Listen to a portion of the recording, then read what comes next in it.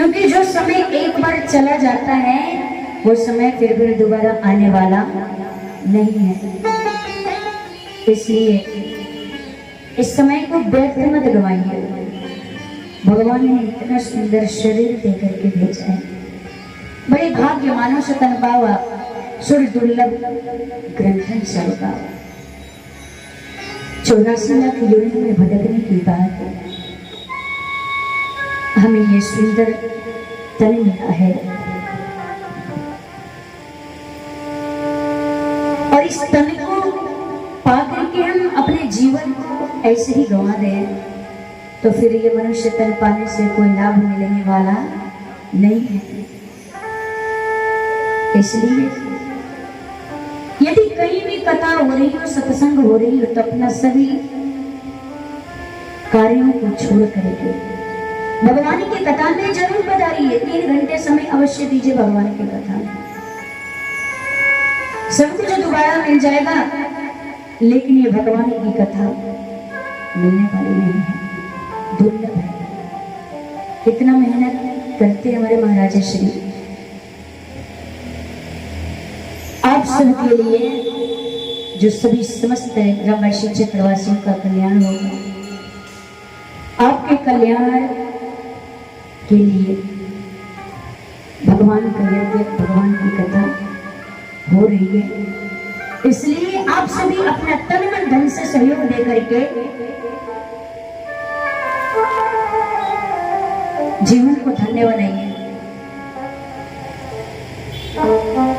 जब समय बीत जाएगा तो फिर पश्चाताप करना होगा। इसलिए समय रहते ही, यदि गृहस्थ जीवन में कहते हैं कि हम तो संत होंगे तभी भगवान का भजन करेंगे, हम तो गृहस्थ हैं, गृहस्थ में भजन कैसे करेंगे। एक बात बताऊं आपसे, जितना धन्य एक विरक्त नहीं होता है ना, उतना धन्य एक गृहस्थ जीवन में रह के जो भगवान को याद करता है, भगवान का स्मरण करता है, वो होता है। रामचरितमानस में वर्णन आता है कि जब महामुनि विश्वामित्र जी अवध में पहुंचे, जब वो यज्ञ करते थे तो मारी जो सुराह उनके यज्ञ को विध्वंस कर देते थे। वो बड़े ही चिंतित रहते थे। अपने कार्यों के व्यवस्थित करते हुए उन्होंने देखा कि ब्रह्म का अवतार हो चुका है। चलो चल करके ब्रह्म को लेकर के आते हैं, जिससे हमारी यज्ञ की रक्षा होगी। इधर महाराज दशरथ के वहां जब गुरुदेव विश्वामित्र जी पहुंचते हैं तो महाराज चिंतित हो गए कि आखिर बात क्या है कि आज गुरुदेव भगवान पधारे।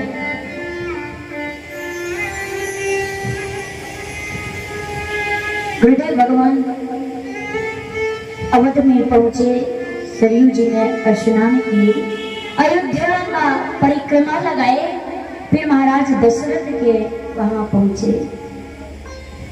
महाराज दशरथ ने सोचा कि अभी ऐसा लगता है कि क्रोध में अभी पूछना ठीक नहीं है कि बाबा जी आप किस लिए आए हैं, इसलिए पहले इनको खुद प्रसन्न कर दीजिए। भोजन प्रसाद पड़ा करके 56 प्रकार के व्यंजन बनवाए, खूब चकाचक भोजन प्रसाद पवा दिए। और जब भोजन प्रसाद पा लिए तो चारों पुत्रों को बुला करके चरण स्पर्श करवाए। जैसे राम जी ने गुरुदेव भगवान का चरण स्पर्श किए, राम को देखते ही, राम देख मोने देह विसारी, राम को देखते ही विश्वामित्र जी महाराज अपने आप को भूल गए कि हम क्यों आए हैं, किस लिए आए हैं और कहाँ आए हैं, कब आए हैं। वो भूल गए अपने आप को कि मैं कौन हूँ और कहाँ आया हूँ। राम को देख करके अपने सुध भूल गए। जिस प्रकार से शरद के पूर्णिमा के दिन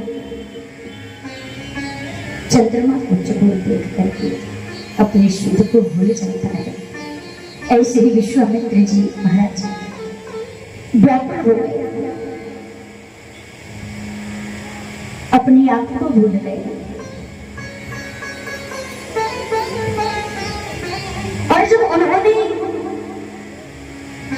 वहां पर बैठा तो महाराज दशरथ बार बार कहते हैं कि कहिए गुरुदेव आपके आने का कारण क्या है। आप जो कुछ भी मांगेंगे मैं क्षण मात्र का भी विलंब नहीं करूंगा, मैं सब कुछ दे दूंगा। गुरुदेव आपके आने का कारण क्या है, आप एक बार मुख तो खोलिए।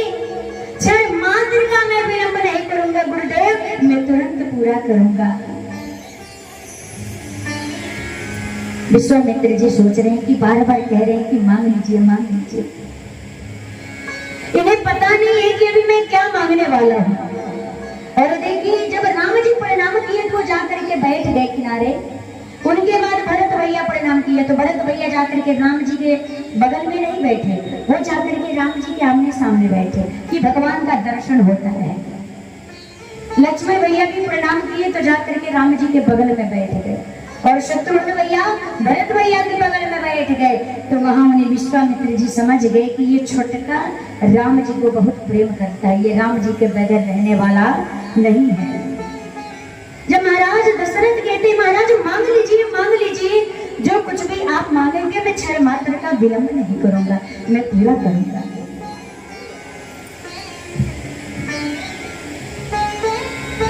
गुरुदेव भगवान सोच रहे हैं कि कह रहे मांग लो मांग लो, अभी इन्हें पता नहीं कि मैं क्या मांगने वाला हूँ।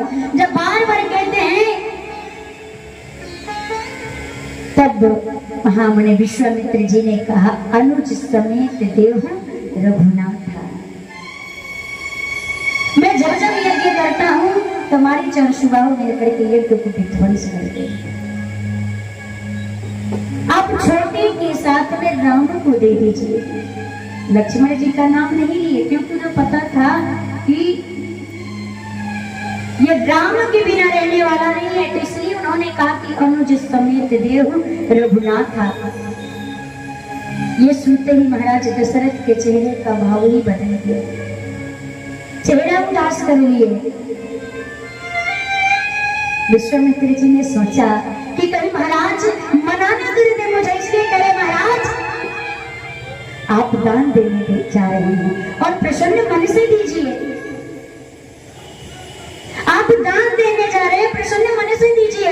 यदि आप दान दे रहे हैं और मन में क्रोध करके, मन में ईर्ष्या करके यदि आप दान भी करते हैं ना, तो वो दान देने का कोई मतलब नहीं बनता। इसलिए महाराज आप दान देने जा रहे हैं, आप खुशी मन से, प्रसन्न मन से दान दीजिए। इसमें आपका, आपके बच्चों का कल्याण होगा, आपकी कीर्ति बढ़ेगी।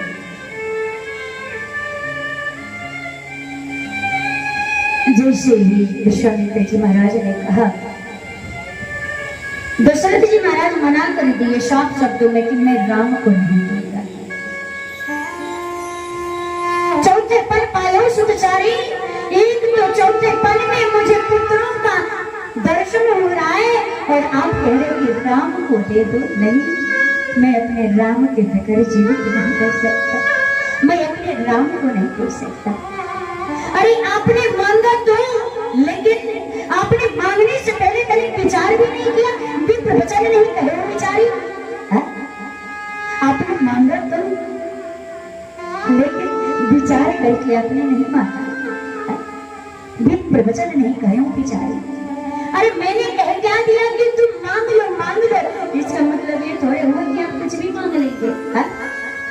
अरे आप अयोध्या मांगिए, अयोध्या दे दूंगा, कोसों जमीन मांग लीजिए मैं दे दूंगा, इस दशरथ का प्राण मांग लीजिए ये दशरथ दे देगा, लेकिन मेरे अपने राम को नहीं दूंगा।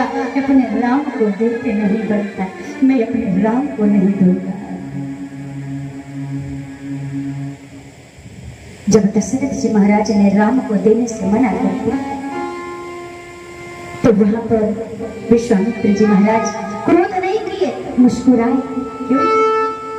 यदि हम और आप किसी से जिज्ञासा लेकर के कोई सामान मांगने के लिए जाएं और आप बार बार एक ही जजमान जी कहें मांग लीजिए, साध्वी जी मांग लीजिए, क्या मांगना चाहती है, जो मांगेंगे आज मैं दे दूंगा, ये जितना जमीन है आप कथा कर रही है सब लिख दूंगा।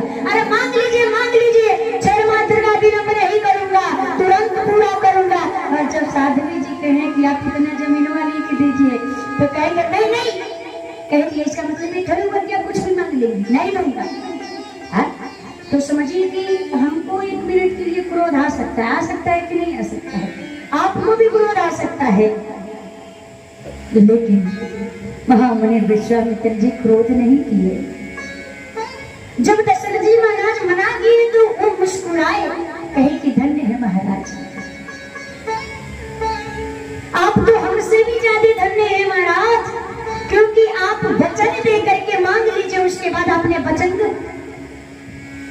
पूरा नहीं किए। उस राम के लिए आप वचन को तोड़ दिए, कहे कि दूंगा दूंगा, और जब राम को मांगे तो आपने कहा कि मैं राम को नहीं दूंगा। राम को आप इतना प्रेम करते हैं महाराज, आप हमसे भी ज्यादा धन्य हैं। क्यों? मैं विरक्त होने के बाद भी राम को उतना प्रेम नहीं करता हूँ, और आप गृहस्थ होने के बाद भी राम को उतना प्रेम करते हैं। धन्य है महाराज आप। इसलिए जितना विरक्त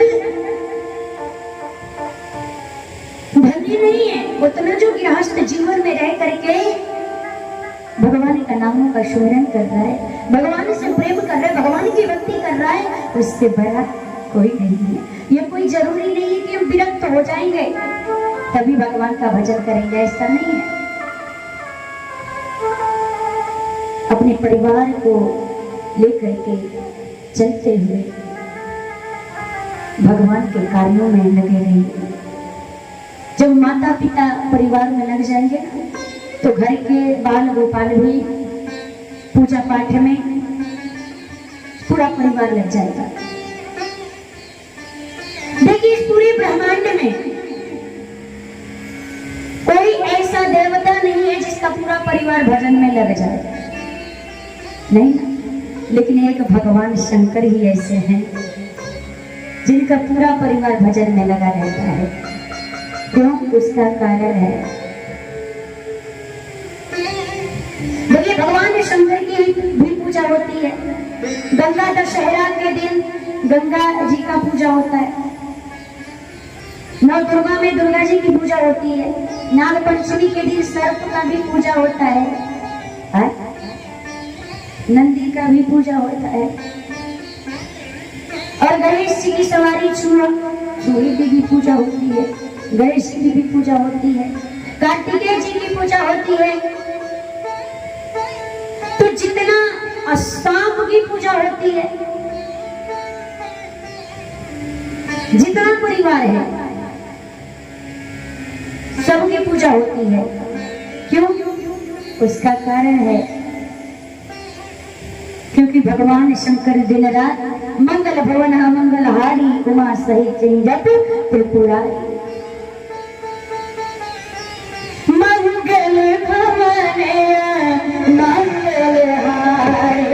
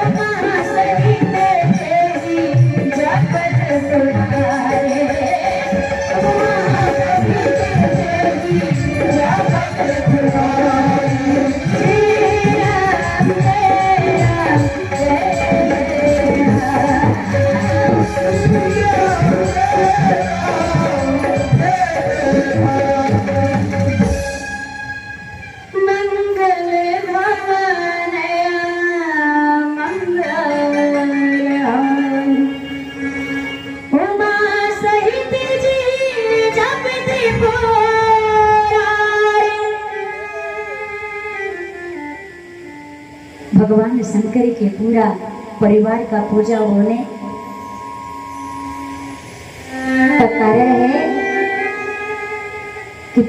परिवार ही भजन में लगा रहता है।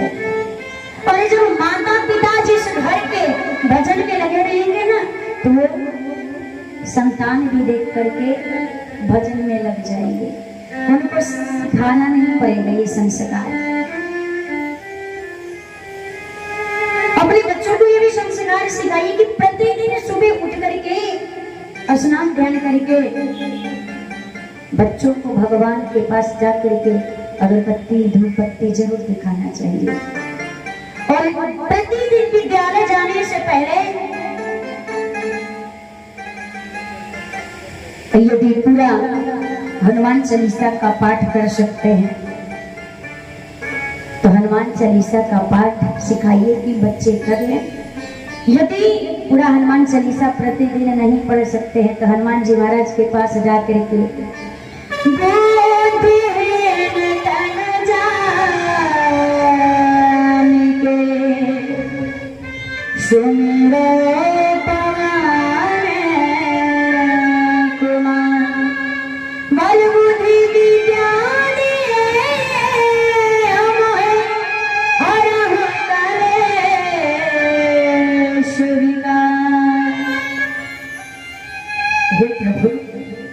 बल बुद्धि विद्या देव मोई और हूँ कलेश विकार। मुझे बल दीजिए, विद्या दीजिए, बुद्धि दीजिए। और जो मेरे मन में विकार उत्पन्न हुआ है ना, जो विकार भरा पड़ा हुआ है पपजी गेम का, जो पपजी का विकार भरा हुआ है ना, उस विकार का हरण कर दीजिए, नष्ट कर दीजिए। प्रतिदिन हनुमान जी महाराज के पास जाकर हाथ जोड़ करके कितना कहिए, आपको ज्यादा पढ़ने की आवश्यकता नहीं है।